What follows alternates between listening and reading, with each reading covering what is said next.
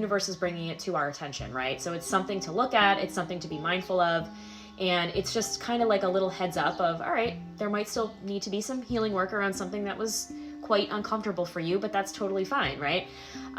So yeah, this is just sort of being brought to our attention. But the advice in terms of moving through it on a deeper level is the Eight of Pentacles. So I actually really, really love this, okay? I feel like this is about doing the work, right? When you think of the Eight of Pentacles, it's a lot of times in the traditional tarot deck, you'll see somebody with their head down and they're, you know, doing something at their desk and they're just really focused. They're super focused. They're super committed. So that to me is kind of the advice. It's like, if you are sitting in this space of the Three of Swords, or maybe it's not that you're, you know, perseverating on it 24/7, but you know it's there, it's sort of the elephant in the room, then the advice here is to, you know, put your head down and get to work, right? In every sense of the way. It's like, you know, you don't need to share your journey with anybody if you don't feel called to do that. This is a personal thing, right? It's very, very personal. So, you know, maybe it's you and spirit, you and your passed on loved ones, you and your ancestors, you and your angel team, or just you and the universe, working together, working through it. Maybe it's animal spirit energy, or maybe it's you and your animals, your fur babies at home, whatever the case is.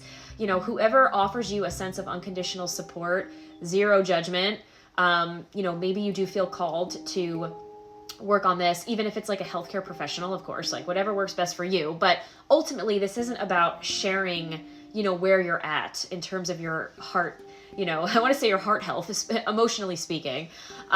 This isn't about sharing with other people. This is really something to do for yourself, to set yourself free, to set your soul free so that you ultimately can move forward. Okay. And, you know, honestly, it's not to say that this is something you're going to just forget about, but it's something that you learn to, I want to say learn to live with, but it's almost like things aren't going to be what they were. So how do we move forward in a new way so that this isn't weighing heavily in my heart day in and day out, or it's not stopping me from taking action, or it's not, you know, suppressing my light, or it's not instilling me with a sense of fear or anxiety or a lack of self-confidence. It's like, how do I free myself just enough? How do I integrate the experience just enough so that I can open my heart to new experiences that feel more soul nourishing and fulfilling?